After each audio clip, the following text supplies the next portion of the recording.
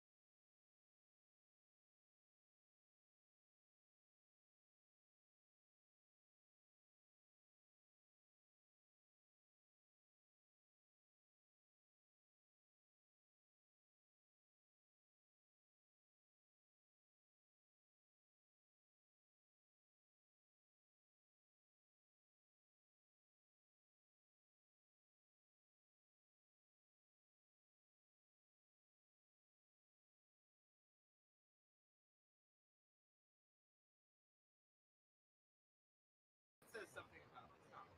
Oh, it's a unique experience in my lifetime. First time I see it for sure. I think it's just a fun experience to get outside together, have some community, talk about science, how it affects our lives. I think it's a really important conversation today for people to understand that science is nothing more than us just trying to understand what is fact, what is fiction.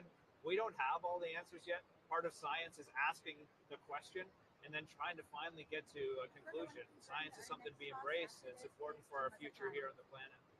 And science is a big part of what happens next year for you. Talk some about what happens for you next year. So I feel very fortunate. About a year ago, I was assigned with the Artemis 2 crew. We're going to fly a new rocket, the Space Launch System, the Orion capsule. First time we put humans on this, and the crew and I, it's Reed Wiseman, Christina Cook, Victor Glover. We're going to, 3 Americans, 1 Canadian, and we're going to take that capsule, fly it around the moon, and bring it back. Get it ready for future Artemis missions where humanity will walk on the moon once again. And we're doing this as an international collaboration, which is an extraordinary example for the world right now. You mentioned that hope eventually we go back to the moon. Every little bit counts in this. Oh yeah. Right? It takes public support. You see behind you, this is public support, right? Talk about how important that is that people kind of get behind going back to exploring space. The overall sentiment that the crew and I have felt since we announced the Artemis 2 mission has just been overwhelmingly positive. People are inspired by exploration. I meet young Canadians and Americans all the time, and they are fired up. They want to know how they're going to be able to participate in exploration in the future. And I think there is more of a common understanding now that when we push ourselves in places like space exploration, the benefits do ripple back down to our lives here on the planet. Even today with this eclipse, we're going to leverage this opportunity, NASA, Canadian Space Agency, to study this. We'll learn new things about space weather, which affects how we're communicating right now.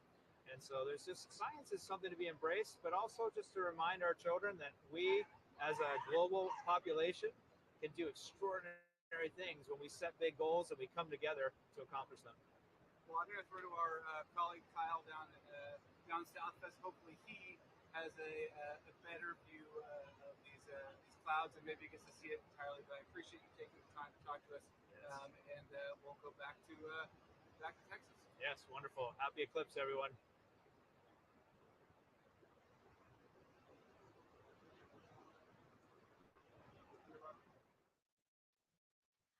So there are so many exciting things happening today, not just for the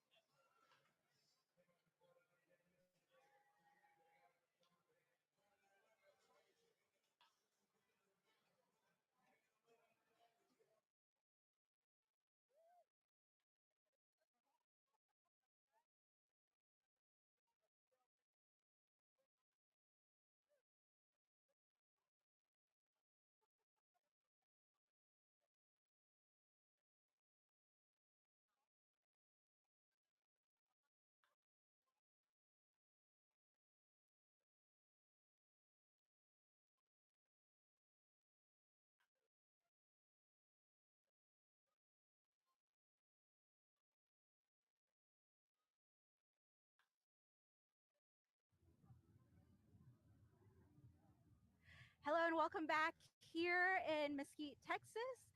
Joining me now to dive into Solar Eclipse 101 is Leslie Barnhill, science educator at the Mesquite Planetarium. Welcome, Leslie. Thank you. Nice to be here. Nice to have you. So tell us at first, about the four phases of the eclipse. What are people looking forward to? What can they pay attention to? Okay, well, there are 4 to 5 phases of the eclipse. We actually call them contacts. The first contact is when the moon comes in contact with the sun. That's when you start to see the moon's black disk come in front of the sun. And it's actually happening right now here in Mesquite. The second contact or the second phase is right before totality. And that's when the moon is almost completely in front of the sun, and you can see some really fantastic things like Bailey's beads, which are little beads of light coming from outside of the moon, as well as a diamond ring.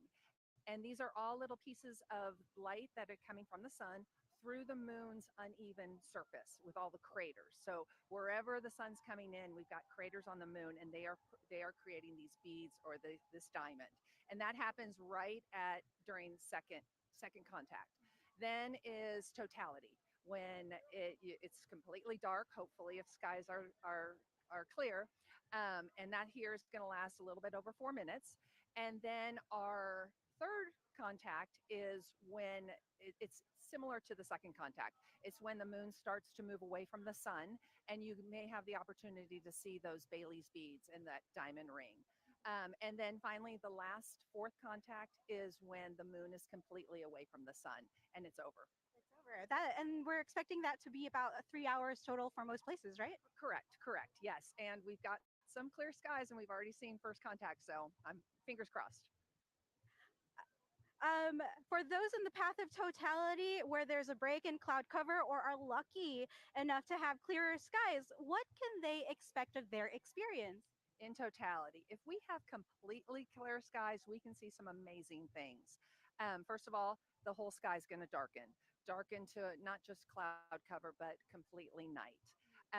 With a cool thing that I have yet to see is a 360-degree sunset. So where usually we see a sunset on one side of the earth when the sun goes down, since the eclipse happens, we should see a sunset around the whole horizon wherever you're at. That's if clear skies. If we do have clear skies, we should be able to see some of the sun's corona, which is the atmosphere around the sun, and that's right at totality. We should be able to see 2 of the 7 other planets in the sky. Most of the planets will be out, but 2 should be visible, and that's going to be Jupiter. That's going to be to the left of the solar eclipse, and then Venus, which is going to be to the right of the solar eclipse. Also, we should be able to see the comet. Well, if you have a magnified filtered view, like binoculars with a proper filter on it, you'll see a comet that's going to be close to Jupiter. It's called 12P, and some people are calling it the Devil's Comet or the Mother of Dragons. Exciting. And then also there's some stars and some constellations that clear skies you might be able to see. The Orion main stars, Betelgeuse and Rigel. You might be able to see Aldebaran, which is part of the Taurus constellation, as well as Capella, which is part of the Auriga constellation, which is the goat herder, which I think is kind of cool. Oh my God, that's phenomenal. I feel like you'd be really lucky if you were stood next to an amateur, astronomer or any educator near you. So if you're in a place where you're watching with a watch party, go find the scientists in the space, the educators. They've got a lot to share. Now, I know that there's a lot of like scientific words being thrown around. Can you just share what is the difference between what is called a penumbra and the umbra? Okay, the penumbra and the umbra, they are different parts of a shadow. And since the solar eclipse is dealing with 3 spheres, you've got the sun, the moon, and the earth. All of them are rotating. All of them are orbiting. We're pretty much primarily looking at the moon and the sun orbiting. The shadow cast, the darkest shadow cast is called the umbra, and that's the shadow that will give you a total solar eclipse.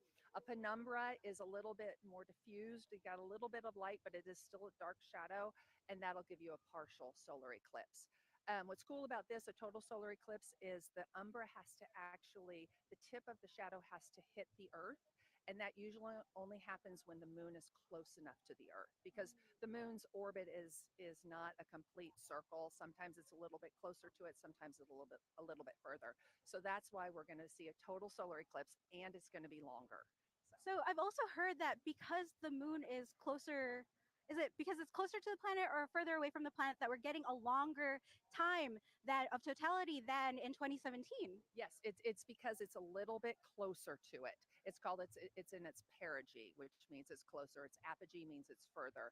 And an apogee will give you an annular eclipse, which we had back in October. But it's close enough for that tip to hit Earth, and it's even a little bit more closer to have our path wider and giving us longer totality.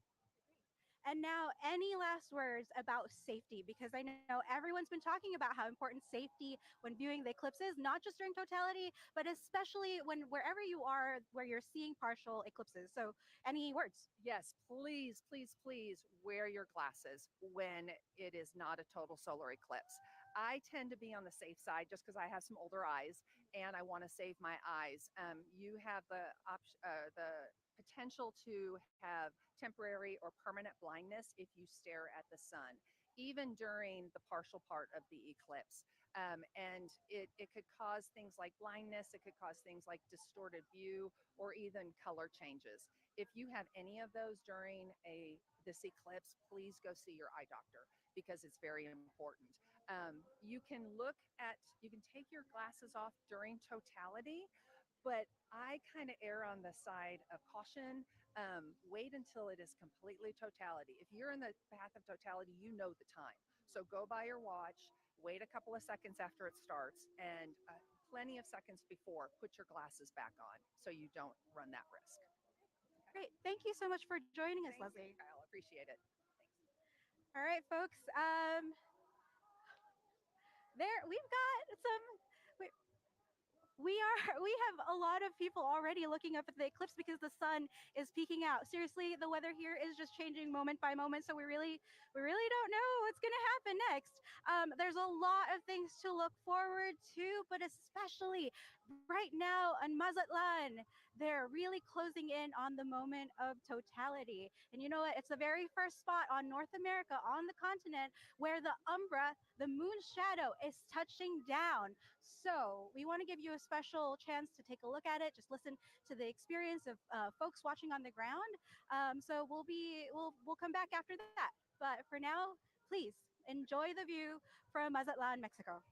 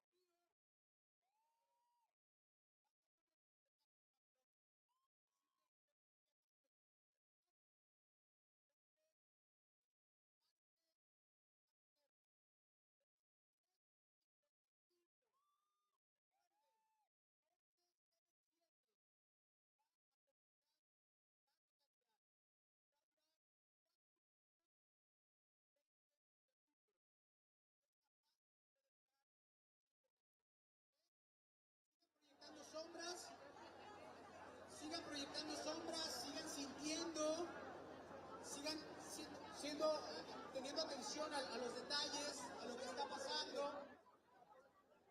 Esas nubes probablemente esperemos que se puedan retirar en el momento en que ocurra la totalidad. ¿Sí? Hay unos fenómenos muy interesantes con la atmósfera, porque va a pasar que la luna va a bloquear al sol y al bajar la temperatura puede ser que esas nubes se disipen. ¿Vale? No es absolutamente seguro, pero vamos a ver. Okay, estamos cerca. Sientan el eclipse. Ya casi. Mi mamá en lugar polarización en la asamblea. Yo me vine para que pueda ser hermana.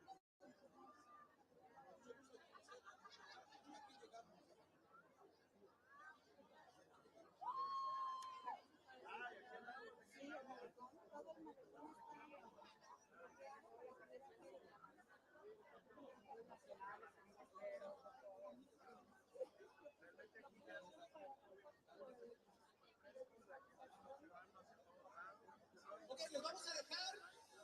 Muchas gracias por escuchar a los astrónomos. 4 minutos y 2 segundos. No, perdón, me estoy metiendo en lo que no me importa. Les vamos a pedir que estén atentos a lo que va a seguir a continuación. Sur de Sinaloa. Nos mandaron información a los medios, no. Siguen mandando. Rosario, Concordia. Aquí en Mazatlan, y allá, Rosario, Concordia, Napa. O sea, ya saben, por el lado. Allá no va a ser no es cierto ni nada.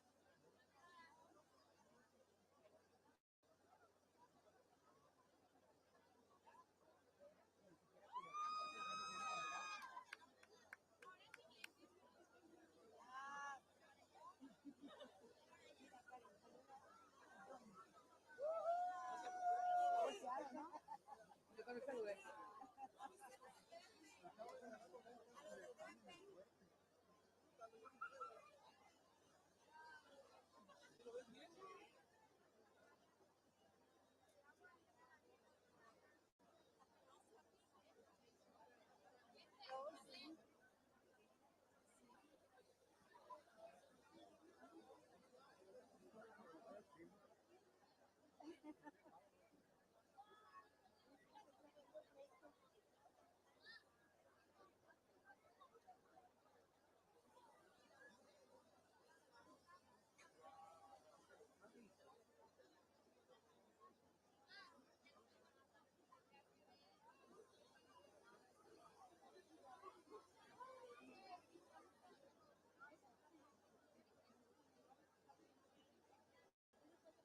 Estamos cerca, faltan 7 minutos para la totalidad. ¿Preparados? Ya casi, ya casi.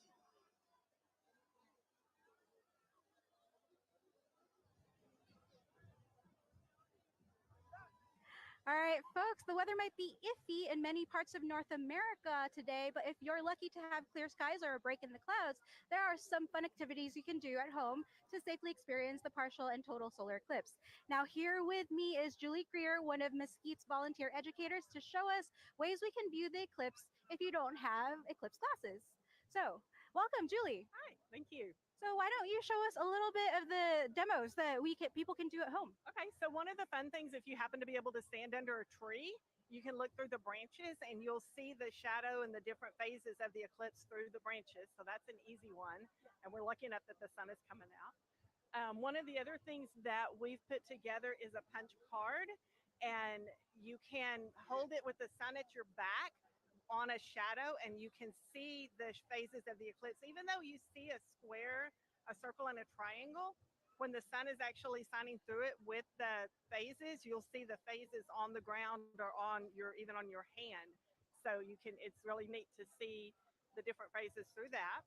So these are really handy, especially for young kids who, can't really wear the glasses perfectly on their faces, Yeah, right? Yeah, so that's one of the main things is you don't want to look into the sun. So even most houses have a colander, so you can even show a colander on the ground again with the sun at your back, and you can see the phases through the holes in the colander. So one of the fun things that we've been doing at our booth is actually making a pinhole viewer, and it's super simple with cardboard, foil. And so you cut the view part of it and you fold the foil over it. This is so easy. And then you take a toothpick. Sorry. It's live TV, folks. And then you just poke a hole in through the foil. Just a small hole. Just a small hole, a round hole. And again, you'll see the shadow of the eclipse on the paper, on the cardboard. That's fantastic. What are like things that like this is one of my favorite activities, like looking at the shadows.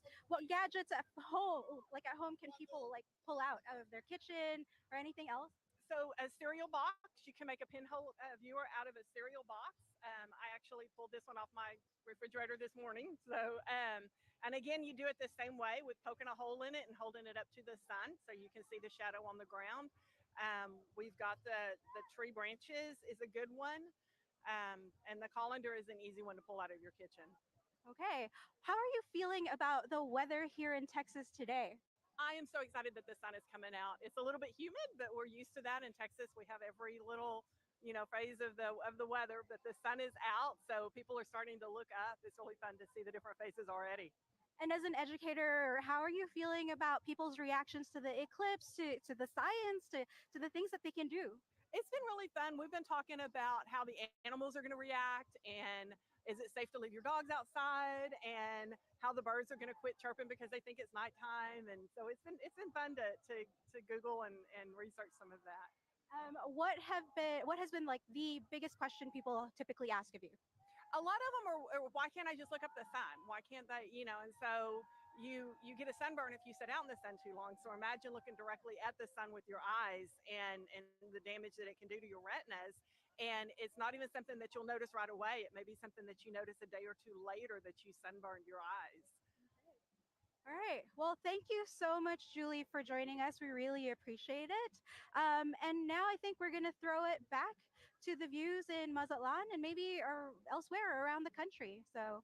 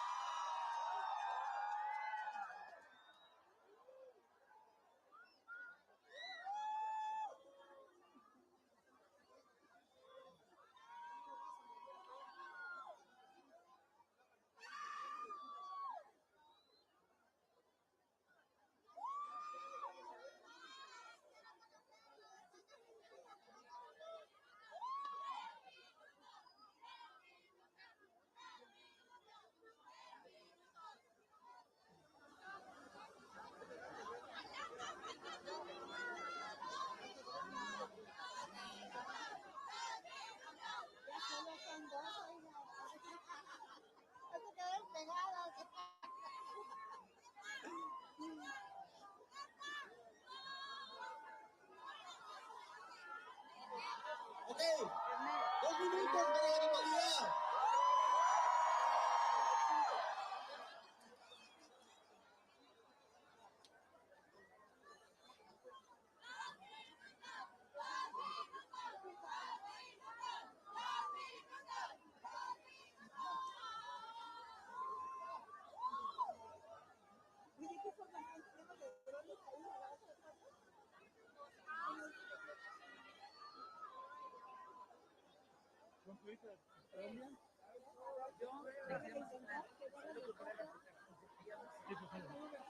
Ustedes son los turistas de Colombia, ¿verdad?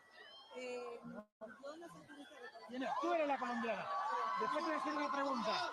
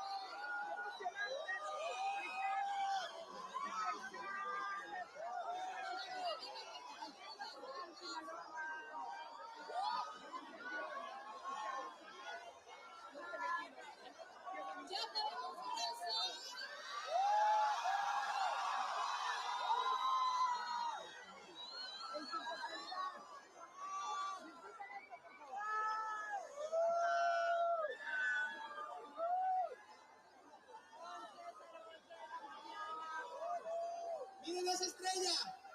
Es un planeta. ¿La vieron? Otro más. A la izquierda.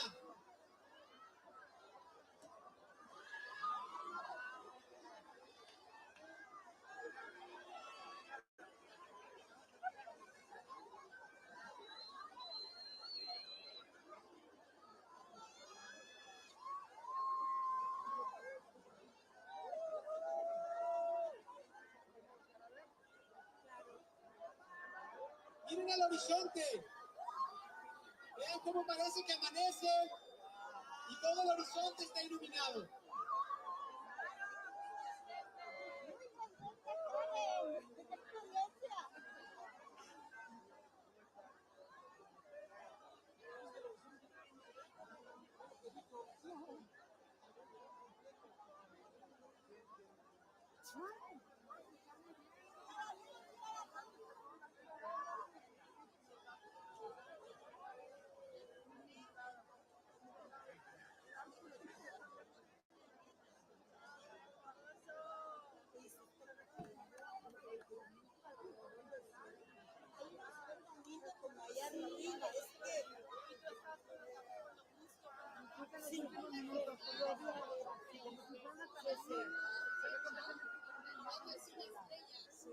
Y mira el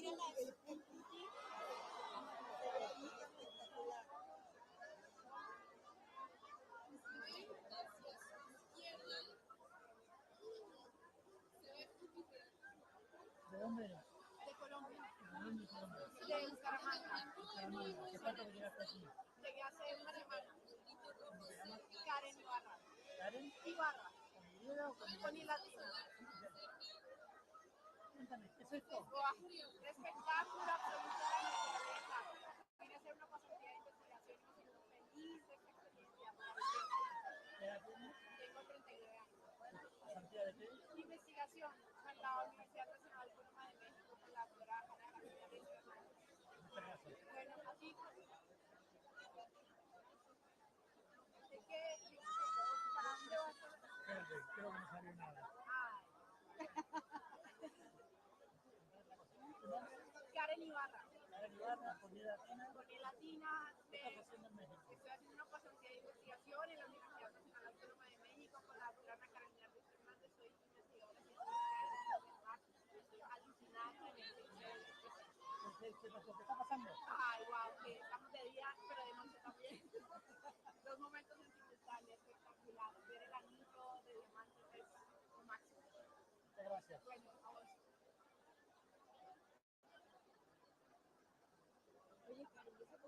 15 segundos para el fin de la totalidad. Hay que dejar de mirar cuando yo les dé la señal. Una pequeña mordidita, y no, el puntito ahora se está desplazando y empieza a verse el anillo de fuego. ¡Se acaba la totalidad!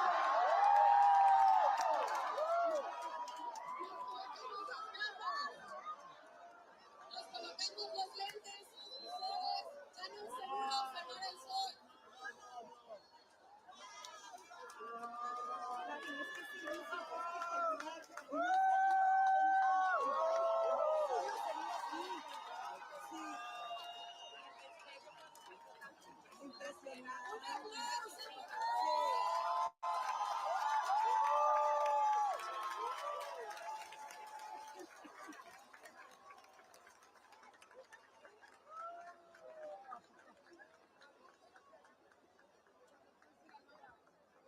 Disfrútalo, mi amor. Ok, ahora continúa la segunda parcialidad. De aquí y hasta las 12:32 vamos a tener el fenómeno inverso.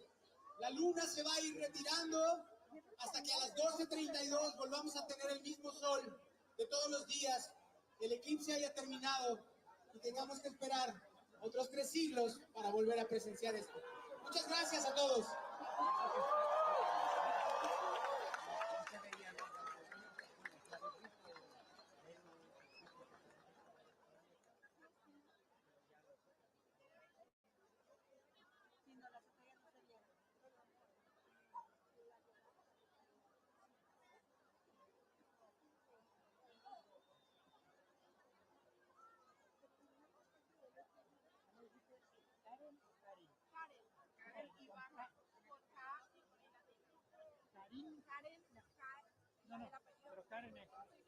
All right. Oh my gosh, folks, have you seen that? Did you see, the eclipse touching down on Mazatlan all day today, this morning?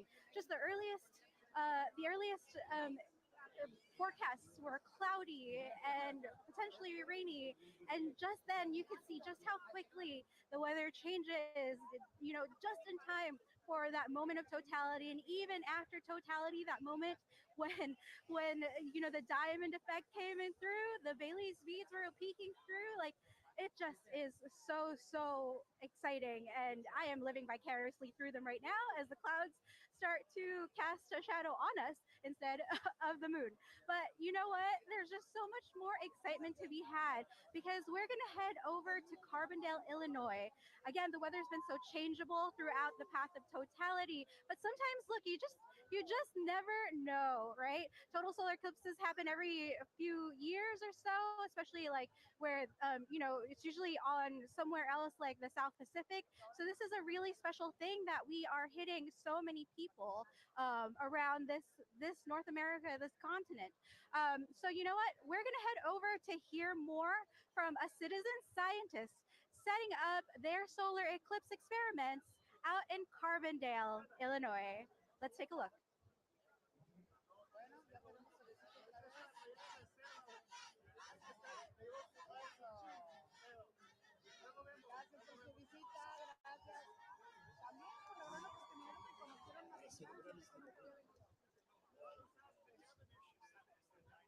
Eclipse Broadcasting Initiative, and it's a joint venture between NASA and Southern Illinois University here in Carbondale, Illinois. And what is your role in the study? What are you doing as a citizen scientist? Well, you said it. I'm a citizen scientist. I was recruited. I'm an alumni here from Southern Illinois University, and they contacted me prior to the annular eclipse, which we had last October, and asked me to record that from my home in Santa Fe, New Mexico. I kept the equipment, and then they asked if I might join them here in Carbondale. So I drove 2.5 days from Santa Fe and ended up here with all of this gear that you see in front of me to capture data of the solar eclipse that's happening today. Your background is in the motion picture industry. You do not have a background as a scientist. How did you end up doing this? That's correct. I worked in the motion picture business for about 25 years. And so I know cameras, but I don't know telescopes. So when they sent all of this to me, I had never operated a telescope. I had never operated a mount like this. Certainly I've used a computer, but all of the software was new to me as well. So there was a bit of a learning curve. However, I think that my experience, and boy, the crowd is really getting into it right now. I hope you can hear me. There's a countdown going on. But all of my experience in the movie business did help, and it prepared me to really figure out how to work this gear and get the data that NASA needed. What is it about your experience capturing the annular eclipse in October that caught your imagination and made you want to continue? Well, it really was something else. I didn't know what to expect. I had never been through a total eclipse, totality, or annular. Annular, of course, is when the moon only covers a portion of the sun, not quite the entirety of the disk. And it still was a very interesting, some people say it's a magical time. The sky gets dark, obviously, but there in Santa Fe, a breeze came up. It got remarkably cooler. I had to put on a sweater. It was October anyway, but still, when the sun was covered up, it's amazing how much energy we lose here on the Earth when it's darkened like that. And we saw the effect of that. So I'm really looking forward to experiencing that here when the entire disk is obscured by the moon. This should be really cool to see in another half an hour, 45 minutes from now. What exactly are you doing here? You're on the football sidelines. You got a bunch of cameras and telescopes. What exactly are you measuring? Well, NASA's going to have to tell me what they're using my data for. I really don't quite know what they're doing with the special files that I'm capturing using this material here, this small telescope. There's a mono camera here that records in black and white. I do have my other gear here, my DSLR over here. I've got one behind me that's shooting a wide angle. I've got the stadium in the background for that. And I'm capturing different phases of the eclipse as it happens to that camera. So when I get home, I'm going to take my images here and from the other camera, and I'm going to put them through Photoshop, and I'm going to make a nice collage of that. And in addition to that, I'm going to download the data for NASA, send it back here to Bob Baer at SIU, who's overseeing the project for the university. And I'm going to have to rely on them to tell me what they find in the data that I collect. I'm not that smart. What do you expect to experience during totality? I mean, this is new for all of us. Yeah, it really is. I know it's going to get cold. I hope I can see my equipment to be able to operate it, because it's going to get very, very dark very quickly. For 4 minutes, we're going to be experiencing that. I hope that we can hear the environment around us. I hope that we can hear the birds come out and start chirping and behaving differently. That happened when I was in Santa Fe with the annular eclipse a little bit. So I'm expecting more of that, only amped up because of the totality event today. Great, thank you so much, Robert Dennis, and let's enjoy some more pictures from the eclipse. Very good, thank you.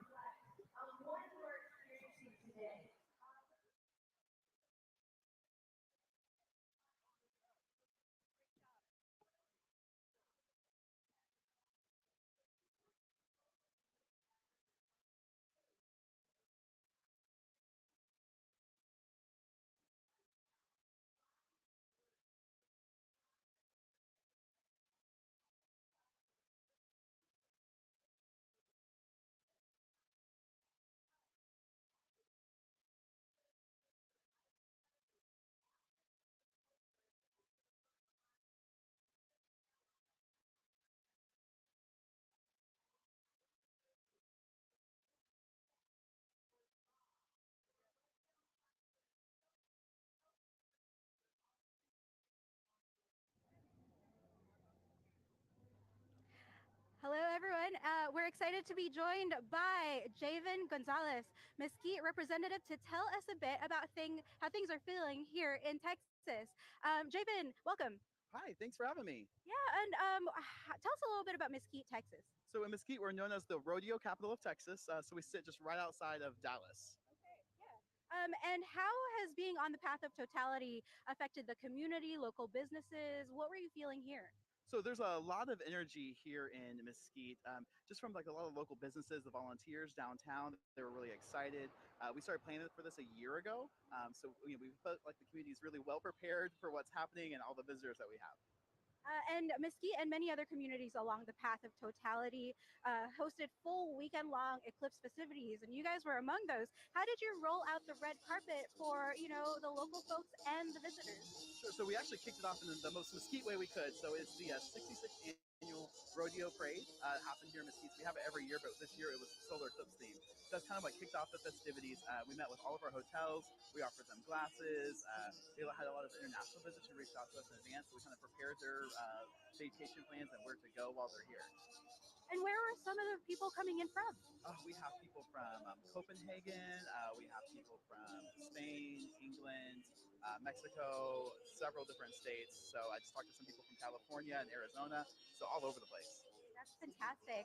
So I've heard, like you said, that Mesquite is really well known for their rodeo. I'm wondering, how are you hoping to keep the momentum up, the energy and, the excitement up after the eclipse? Well, and one of the reasons why we called our Eclipse Weekend the Solar Rodeo was to kind of go back into that, because we want this to have a positive impact on our community, not just for this weekend, but for the future. I know a lot of people who have been here have been talking about, we want to go to the rodeo now that we found out that you guys are the rodeo capital, and they've driven past the arena. So we're really hoping to capture those. We've been doing a lot of incentives to follow us on social media and come back. And any things that you're doing with the schools or the students and things like that? Yeah, so we've been working with our local school district here since the very beginning. They're one of our big partners on this. So they have prepared all schools, so all staff, students will have classes for today. They have lesson plans ready for today. And so all the kids are going out and observing. I'm sure they're out right now taking a look. Were the schools closed today? It's Monday, or were they going on? Schools are in session. Yeah, schools are in session here in Mesquite. Any last thoughts? The weather, it keeps changing minute by minute. You're seeing it live there. Clouds are coming in, clouds are parting. We don't know what we're going to expect in 20 minutes. Any thoughts or any words of encouragement for everybody else who are also on the path of totality, possibly experiencing the same thing? Good vibes. It's been blowing here off and on. The clouds have broken away and it gets really sunny and the clouds come back. So we're hoping that here in the next 20 minutes it's clear. Fantastic. Thank you so much, Javen. And I hope things look up. Thank you. So we are going to have a look at all of the events that are still going on across Mexico, the US, and Canada. So stay tuned, take a look at our feed. If you need to find out about the latest updates and stories from around the country, you got to go to apnews.com. Check it out. We have a live blog telling folks, everything that's happening and all the weather updates, traffic updates. Earlier today, I saw there was already a standstill for folks heading up towards the New England, so the northeast of the U.S. So if you want the latest updates, go to apnews.com. And we're going to continue taking a look around the country to see what's going on, how people are faring, and maybe we'll be lucky, just like Mazatlan, where the clouds will part just at the right moment. So we'll see. We've got high hopes here.